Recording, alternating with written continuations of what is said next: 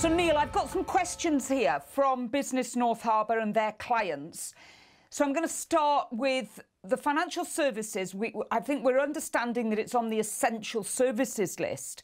But what advice can you give to business owners around the service level over the short term? So what can you expect if you want to communicate with your bank? Okay, let's start with that. The most important thing we're seeing is communication at the moment, and we're running on a reduced capacity, obviously with staff working from home. But as we are on the essential services list, we're still running full operations as much as we can. And we're just urging customers to be patient, but start to engage as soon as you can and have a plan A, a plan B, and a plan C. And be talking to all of your advisors and professionals, which is absolutely essential in these times. I think what I'm hearing you saying, when you're saying as soon as possible, don't bury your head. It's going to take time to speak to somebody. Nobody's going to answer the phone first time round likely. But don't give up, yeah? Don't disappear and be frightened, yeah? On our website, there's a link. You can put in information and somebody will contact you. All of our relationship managers who have a relationship with their clients have phoned and contacted the clients proactively or in some cases reactively, because the clients have already contacted us. And there's a lot of conversations around what does this actually mean and how do we deal with this in the current environment. And everybody's trying to work this out as we go through. So every business is different. And you know what we find is each business will need a unique situation dealt with, and we look at management, we look at the planning, and all those things that are critical in times like this. Okay, so Neil, can you give us an idea now, kind of elaborate on business management and planning? I know this may sound like we're going right back to the ABCs, but again, when people are frightened, when they're under pressure, they start acting out in a way that I don't understand it, I can't do it. So let's just look at those, and they're absolute fundamentals. The business management and the planning. Explain to me what you mean by those. So what we've seen, some really good examples that we've seen even in the couple of days that this has been going on is the teams have been sitting down with their businesses, and they've been engaging their staff and engaging the core people within their business and sitting down and having a really strong conversation. What do we need to do in these current times? And this is where you've got to sit down and make some really tough decisions. In some cases, businesses have put their staff onto an 80% wage as soon as they can using the government wage subsidy, but they're trying to keep people employed, and they're making decisions and planning for the next week, the next month, and looking at daily cash flows, trying to understand their liquidity, what their cash flow cycle may be or not, how do they get through, and the essential thing is actually people spend enough time to try and understand this, at the same time take enough time away from the business and thinking about their families and stuff like this. So we see it's not just business, it's a holistic view for management. Everybody's got a family or a life outside work, and it's really important to keep that balance at this stage of the game, because if the business owner is frightened, his family are probably just as frightened. And we're not just talking about business, we talk about people's lives here and all the lives of the workers and stuff like that are employed as well. So it's really important that management do the right activities. And as you said before, don't bury your head in the sand. Let's just have a conversation, pick up the phone, talk to your bank. It doesn't matter which bank you are. Talk to the bank and understand what they can do for you. Everybody's panicked at the moment, and what we have seen is the government have reacted with some packages, but there's no detail around that at the moment, and everybody's still in waiting mode for that to happen. So, while you're doing this, is just sit down, write down a list of the things that you can do, write down the things that you've got questions on, queries on. Now, one of the other questions I've been specifically asked to ask you, and again, this may seem kind of very obvious, but, again, let's all be real. What does the phrase break even mean and look like for a business? Yeah, look, it's real simple. What are the basic costs that you cannot get away with at the moment? So everybody has some overheads, whether they be rent, and the daily expenses that you can't stop instantly. So that your minimum break even is all those costs that add up to keep your business open today. And you may be able to reduce some of those break-even costs by going in and talking to the landlords and saying, look, I need a rent holiday or rent relief for a period of time. It's cutting back on your staff expenses. You know, the most important thing is understanding what is costing me money today, what can I turn off, and what can I just protect or stop, and what's essential to pay out today, and be working with both your suppliers and your customers to make sure you get paid. And we don't want people to stop paying their suppliers, because that then stops the flow of money around the economy. So we still want to try and see people paying. The government's committed to paying people within 7 days, which I think is really important, as we try and manage to cover the break-even costs that people are facing in their business, so they don't end up in a negative situation if this thing goes on longer than 1 month, 2 months, however long it goes. It's interesting. We were speaking to accountants earlier on, and she was reiterating exactly the same thing. Do not become a bigger part of the problem, creating a domino situation where you are stopping the cash. Yeah, everybody is in the same situation. Yes, everybody will have to look at their situation in a very different way, but this is not the time to just close the checkbook. There's an old-fashioned term for you, but just say, no, I'm not doing it. Yeah. That we all need to support each other in small business at the moment. And this is one way, probably a very fundamental way, that we can do that. So again, one of the questions I've got here is around liquidity. And we understand that is fundamentally key. How much cash have you actually got to work with? So can you give us some advice and your wisdom around how businesses can understand their cash at the moment? Yeah. So fundamentally, how do they need to be looking at it? Yeah, look, it starts right up at the top. So the Reserve Bank obviously made some changes in the initial statement, as there was a new liquidity ratio or capital being held by the banks, and the Reserve Bank released that and pushed that out for a further period of time to free up cash into the economy. So that's meant the banks have got liquidity, which is really important in times like this. From a business perspective, it's just actually understanding, where is my cash? What are the sources of the cash? So where do I get my cash from? That's generally on sales and supply. Who of my customers can pay me? What is the arrangements that you've got in place? And do those arrangements need to change today? And then what am I paying out? So, what are all those expenses that are going out? Can I delay any of them? Can I understand whether I can get some relief on some of those? Is that going to impact their business? And just having that conversation again. So it's really understanding the timing of cash coming in and out as we go through. Okay, and again, I'm going to reiterate it again, communication, because underneath everything you're saying is pick up the phone, speak to people, pick up the phone, speak to them. The other phrase that I've got here that I think a lot of the clients are asking is business modelling. So they had business modelling, they had their business plans. Well, that's a bit like smashing a plate on the floor at the moment, yeah? And we're just picking up the pieces. Whatever you had, very lightly, for all of us, actually, it's no longer relevant. So again, can I ask you to go through what is business modelling, and can you provide some advice around where people can get information, how they can begin to redo this whole process of, well, there's now a new normal? Yeah, it's a real challenge at the moment. And what we knew yesterday is different to what we know today. And people are only thinking one day, potentially 1 week ahead right now. But it is really important to sit down with your accountant and actually talk about, what are the things I can do? What can I control? And understanding, from a revenue perspective coming in and a expenses perspective going out, how can we manage this and do a daily forecast and have that flexible enough to be able to change on a regular basis, so we can see. You're absolutely right, and I would concur with that advice, that you look at things at the moment in bite-sized pieces. This week, what do I need to do? What's my to-do list? Who do I need to communicate with?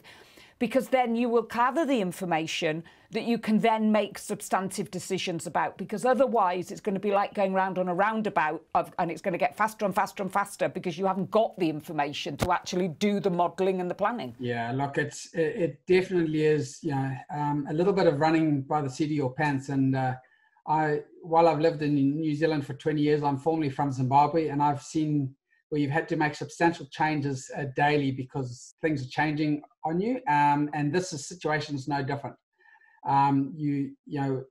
We've seen the announcement yesterday from the government has completely changed things for businesses. And we've had a lot of phone calls today saying, right, what does this mean? Well, we haven't even had the IM come back from Treasury yet, so we can apply to be part of the scheme, then be accepted to the scheme.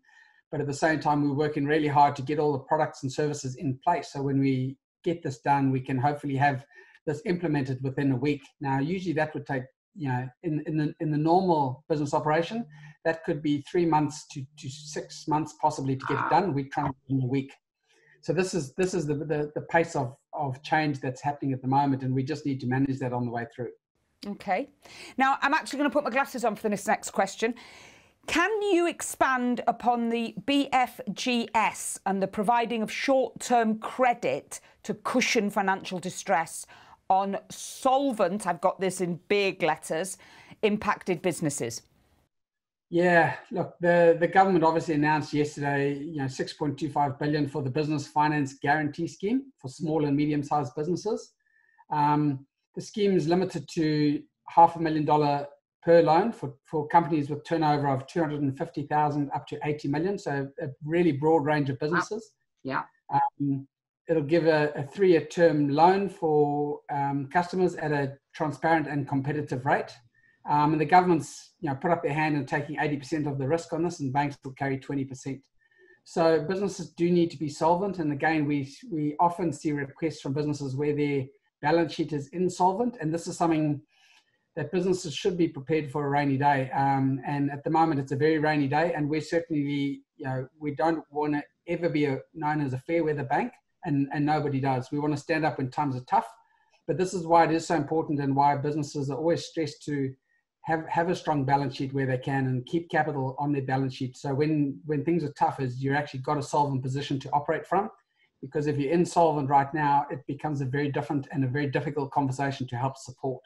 Because we've got to apply what the government has said needs to be financed for solvent businesses.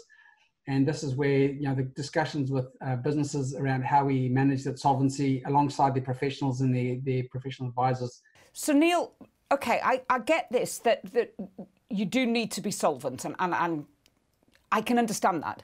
So from a business owner's point of view, you don't just pick up the phone now, speak to the bank and say, well, the government has said this, I want it, right? What is it? And again, what's the fundamental information that you need to start thinking about gathering so that the bank can help you? Yeah? Because this isn't just a phone call, where do I sign, I'm having it. I'm sure, I'm absolutely positive there's going to be some due diligence, and you're going to need to have some information. So can you give business owners some idea about what it is they'll need to start putting together before they start speaking to you on this specific subject? Yeah, we're right at the pointy end of FY20. So if people have got 11 months financials and they can give us where they're at for the year to date, they'll obviously should have had the previous financial year completed by now. So we'd have FY19 financials and FY20. So we'll have an understanding of how the business has been tracking and trending. And then the forward-looking view is, what is that forward-looking view post this event?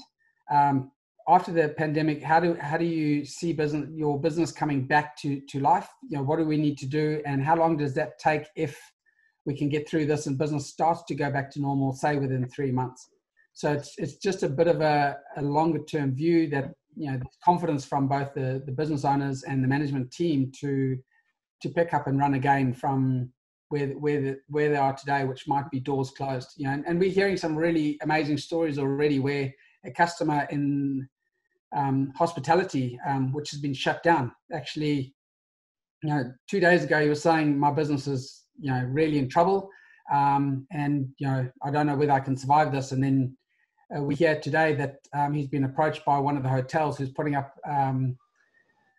army and military to provide them meals and things like that. So, there's some great noise coming back from customers where things are happening. So the government's really stepping up, and we're really proud of that. Same as, the supermarkets have all been really busy. So people that have lost their jobs in hospo have gone into supermarkets and are doing the personal shopping. So it's those stories that I'm hearing that give me confidence. And I've seen some people step up and say, hey, let's try and put together programs where people can ask questions and try and help. And we'll direct people to specialists or advisors or things like that where we can. And it's just about trying to stay connected, and talking to people and keeping things going, because that's we can't bury our head, and we will get through this, and we'll get through it if we stay together. Neil, one thing I am going to ask before we wrap this up. Listening to you, you sound to me like quite a wise old bird, and essentially we're talking now about the mental health and the physical well-being of business owners, their families, staff, and indeed wider whānau. What advice have you got? I mean, I know these are very, very early days, but this isn't the first conversation you're having. The last 48 hours, the last week for you personally must be extremely challenging to take on that pressure when so many people are frightened and calling you because they want you to stop the fear, fundamentally. So can you share with us, what are you personally doing to keep yourself safe, and the teams that you're managing? I mean, there's a lot of people that work for Kiwibank. How is this working? What can we learn from how you're all doing this? Yeah, look, we've done some very fundamental things. I was fortunate in, we've just run what I call an emotional culture day. And we spent time talking to our staff as to how we want to feel and how we don't want to feel. And so that's been a really useful grounding for me to work with my staff. And we talked about what can we do in this current environment to stay connected and to feel appreciated and things like that. So we've set up a WhatsApp group, and everybody's connected onto the WhatsApp group across Auckland, so we can share ideas or concerns or get something at short notice. I've got two weekly groups set up so we can have meetings virtually, and we're doing those with video conference so we can actually see each other and feel like we are connected. And I've also got 3 check-ins for each of my staff members on just a chat, because I think it's really important to find out how they're doing, check in on how their family are, because it's not just them, and they feel emotionally connected to their customers as well.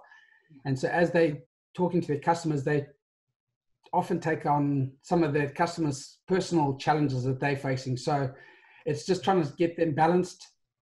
I've asked people to, schedule an hourly reminder on their phone to walk away and go and take a 5 or 10 minute break and walk up and down the road and just get some fresh air to keep eating properly. It's really dangerous because the fridge is about 5 meters from where I'm standing now. And I like to go and look in that fridge when I'm at work normally, it's far away.